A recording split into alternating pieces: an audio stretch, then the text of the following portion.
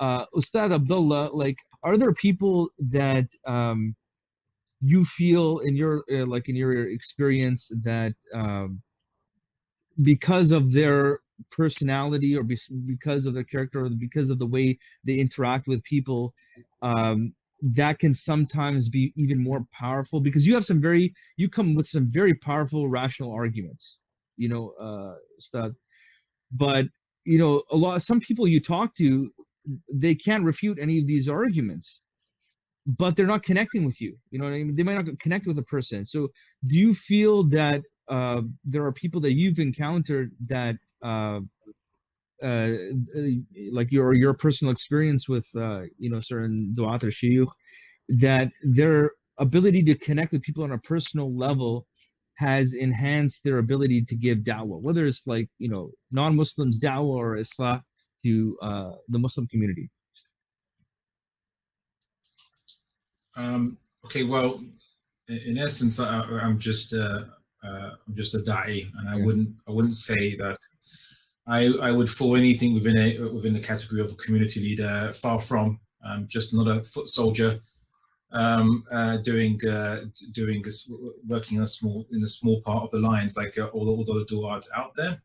So I use the analogy, or maybe the metaphor perhaps, of if there's the house of Islam, we're just the doorman. We just invite the guests in. But once they can go in, they can sit with the scholars inside and like learn from the experts. So we're just a valet in essence, to let them into that, to invite people to the house of Islam. So in that sense, I don't think I think it's hard to describe in any du'at as potential potential rather than just meant to be people who invite to Islam itself. That's all I can say about that. But if you're saying, if you're asking, does people's personable or can you share a personal example of, like, because you obviously you came into the religion as a revert, you've alhamdulillah, you studied, you've gotten involved in da'wah, and for the record, I have to say a lot of people look up to you. And I want people to know that you are probably one of the most personable people I've met, and down to earth people I've met. Not to praise you, or anything to your face so much, but that plays a huge role why this team keeps calling you back for United Islam Awareness Week. So, like, did you learn that from like a scholar, or like did you have teachers that you picked up on? Because for example, Imam Malik, before he was learning ilm, he's learning the adab. Right, his mother is sending him to learn adab before he's learning ilm. So are there scholars, speakers that you've picked that up from, that way of connecting with people? I don't know. I don't know if I could describe myself as that personable. I often describe my own style as being quite dry. in a personal setting, brother. No, you are very personal. You're a cool guy to hang out with. Don't cut yourself short. That's a closely guarded secret. What I would say is, in terms of like, as I said, the roles of the da'i are a little different from the roles of the scholar. Now, scholars can be du'at as well, but but my role is as a layman da'i, and hence obviously I can't take the role as a scholar. It's rather much more limited. And in terms of to answer your question, I think just to give you perhaps a great example. So it was already mentioned Ahmed Deedat, rahimahullah, who I had the great pleasure to meet. Very briefly, but I met him a few months before he passed away. Even though he couldn't speak and he could only blink, the zeal for Islam in him was just unabated, just continued unabated. He just didn't dim him after 9 years being bedridden, subhanAllah. But like people like him, people, I know this is like cliche, everyone cites him, but obviously Malcolm X, the famous Malcolm X, how he combined being very kind of sharp with a very charismatic and kind of honest and straightforward personality. I often feel that they have the complete package, those kind of characters who speak and are able to kind of not just make really good cogent arguments, but fire up the people who listen to them. And others I've seen, I mean, as I said, there's so many names, but the other people are not necessarily, don't have to be so philosophical and use academic jargon, like Yusuf Estes, for example, who I've seen. He has a very personable approach, charismatic, and he's converted, or by the grace of Allah, reverted or converted thousands more people than I could ever hope to dream of with my tiny contribution. So I think I'll just say that all, there's different du'as have different styles, and collectively we cover all we try to cover all the bases. So if one da'i doesn't appeal or da'iya doesn't appeal to you, someone else might who has a better style that resonates. As obviously the question you asked me about that connection between the people and being intellectual leadership, that's more, I think, pertains to scholars and their ongoing relationship they need to have with the general ummah to give them guidance in terms of fiqh problems or concerns or answer their day-to-day questions. But as I said, as for myself, I'm just a doorman, and that's just my kind of limited role. JazakumAllahu Khairan. I think those, we have the theoretical in our deen, but then the practical, because to me it's amazing. My dear brothers, teachers, it's amazing to see that there are so many people who have a zeal for Islam, or they're giving da'wah. They have hopes for our ummah, but even amongst this level of group of people who are actively working and contributing time, effort, and money, why don't we have unity and collaboration amongst this level? You know what I mean? Amongst this level of people who are putting in the time for the da'wah, to maximize, to have each other's backs. If somebody is down, that we can at least, sometimes we complain, hey, the general people don't support their, the du'at and scholars. But why aren't the scholars and du'at supporting themselves, each other? Hey, call each other, how are you doing? Is everything okay? COVID lockdown, you need something. You know what I mean? Even amongst this level of group, how do we get efforts that will set an example for people? Who wants to take this one on? Go ahead, Sheikh Dawud. Well, I will. I would just say that just because the public doesn't see these discussions don't mean these discussions don't take place. So I receive calls from scholars from the UK and from West Africa to Canada and the States from COVID, and people who check up on me, and I also check up on brothers. So I would just say that just because we don't see certain conversations publicly, it doesn't mean that they don't go on and people are checking in on each other. Now, in regards to maybe why certain scholars or ulama don't collaborate, some of it could be differences in manahij or methodology, perhaps, where people are stuck in certain camps. But I think that's less of an issue, at least in the States. I can't speak for the UK or Canada or anywhere else. I think a bigger issue than differences of madhab or methodology would be issues of nufus, right? It's issues of egos, and sometimes when Fulan bin Fulan has a big following and has the main stage, in some cases, sometimes they don't want to share the stage, or perhaps someone else might feel that such and such Fulan bin Fulan is maybe getting a little too much shine, so then they don't want to bring that person on their platform. So that those situations do happen, but believe me when I say to the viewing audience that there are ulama and du'at who do call up on each other, check on each other, and even in some who've been in financial constraints, some imams actually had their hours cut because of COVID-19. And some people even lost their jobs. And there's been, I know of private collections where people have given money for imams who got their pay cut for during COVID-19 for masajid not being open. So I just want to convey that. I agree with you.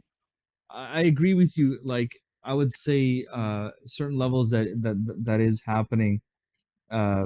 Perhaps I would just like to see it happen more widespread. Just, you know, in a sense that like with a lot of different issues, you know, our resources are limited as an ummah. But if we're coordinated, then we see a much more barakah in those resources. You know what I mean?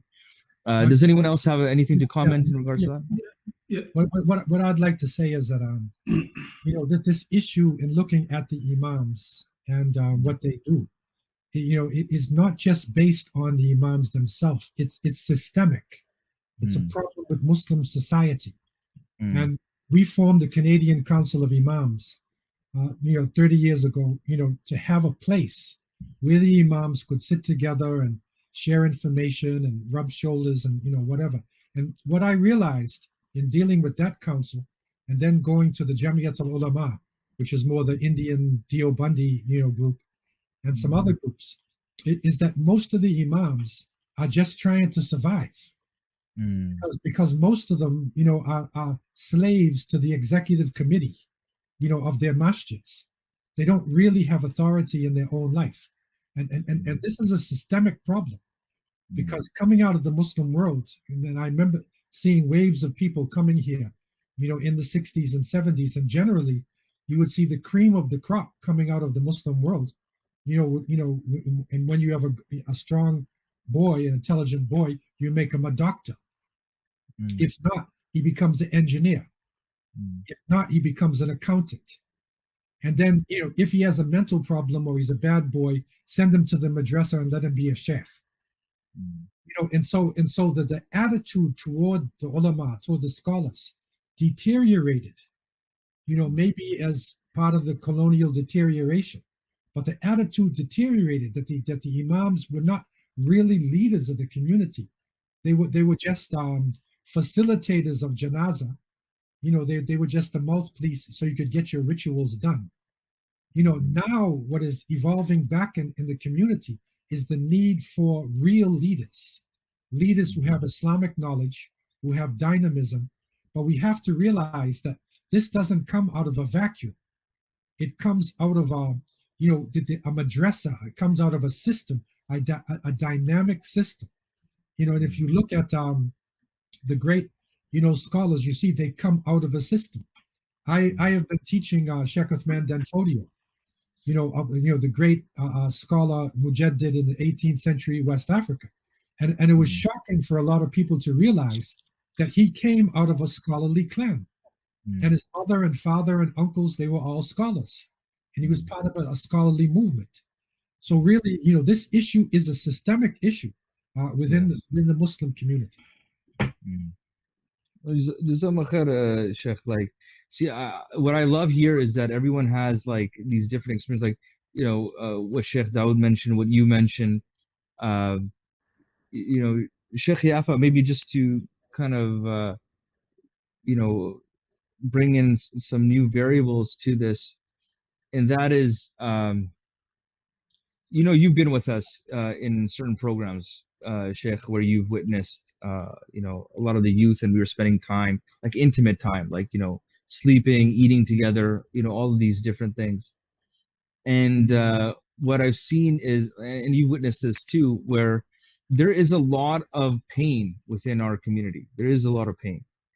And, you know, we had a lecture before, you know, this one about, we had a session together about how Islamophobia can be paralyzing for people, you know, and a lot of this pain, I feel, we can address within our society or within our communities by fostering, you know, these types of, you know, connections, you know, with one another. I think that'll affect our dawah, because, you know, sometimes I see that some of the the unwanted trends that the youth might promote in the da'wah. Like, for example, on social media, you'll see like sometimes some really outlandish videos and posts and things like that. Usually these people aren't connected. It's not like they're connected with, people of knowledge, or, they have a strong connection within the community, right? So how do we now like attract that? Like, everyone's talking about attracting the youth, or, bringing some cohesion, within the community. How can we do that? Because it's needed. People want these connections. You've seen the tears that I've seen, and these are from people. They're not coming from broken households, by the way. They're not coming from these. They're dealing with a lot of like the pain that they've had to consume from modern society. They just keep it bottled up, and we've seen, people like just break down in tears, like full grown men. You know what I mean? Like full grown men. Like you would think that this guy's never going to shed a tear in his life, and they just break down because of all the pain that they're holding inside. So, how can we, promote some of this healing within our community? Yeah, subhanAllah, it's a lot of learning, even for me sitting here, and reflecting on what Imam Dawud said. Why wasn't the fundraiser why didn't it precede the imams complaining, right? Why should the imams be on a fixed salary that is so contractual when they are leading people in their salah? That's a big failure on our side.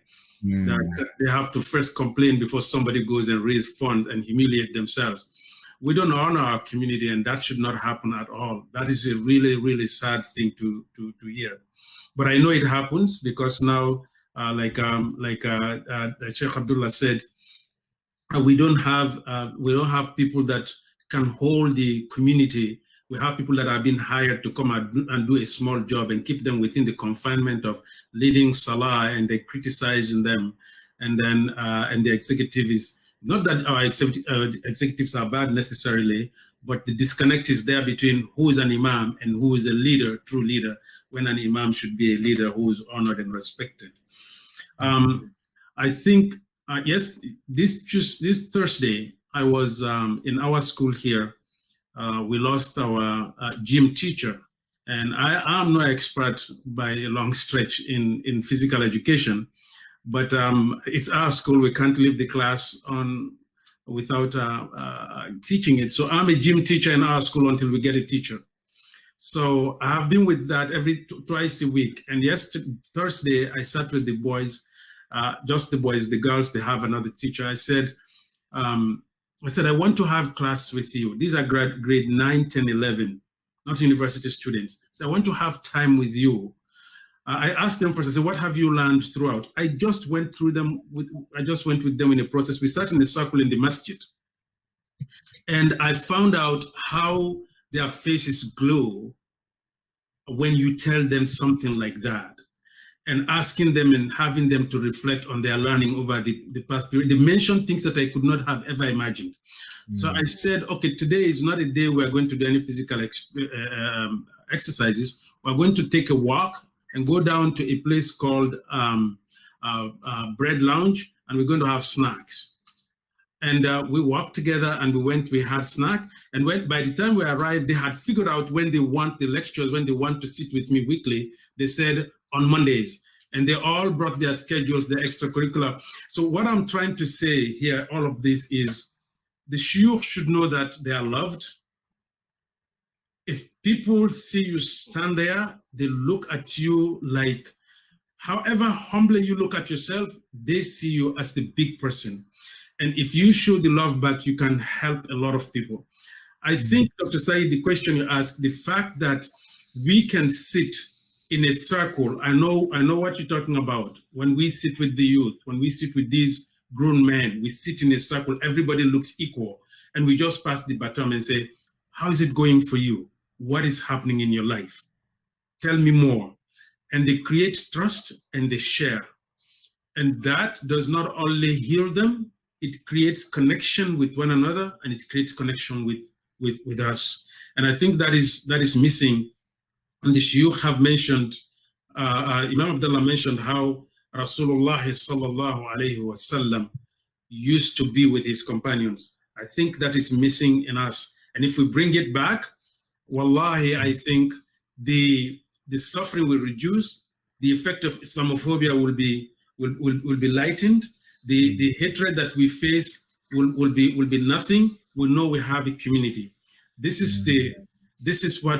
need this very badly, and our community needs it. And the Shyookh should come down from the minbar and step on the sufuf where everybody is stepping, and do the work with the people and ask them, just how are you from a sheikh? Makes a big difference. It's a big difference. You know, when you meet a sheikh that you admire, how you feel, the people you talk to when they meet you, that's the way they feel. I know that. I knew that last Thursday. That's what I have got to say about that. We need to really establish that. And for me, this question is not about what's the experience, it's about a reminder that we should be doing this more. No, I have a personal experience I can share. When I was a teenager, I went to go study in Azhar in Lebanon. And it was a summer program, so it was more of a skeletal like crew that was there at the school. And a lot of the teachers were like, pretty harsh, and they were pretty mean, and they really didn't connect too much with the students. And then one day I remember we went for a trip down in through the valley and to near a village in Qaraun. So this is a village in Lebanon, and the imam there hosted me for lunch. I'm a teenager, and I still remember this to this day. I have such sweet memories. Is that he's sitting there, he's like the host, and we were all kids.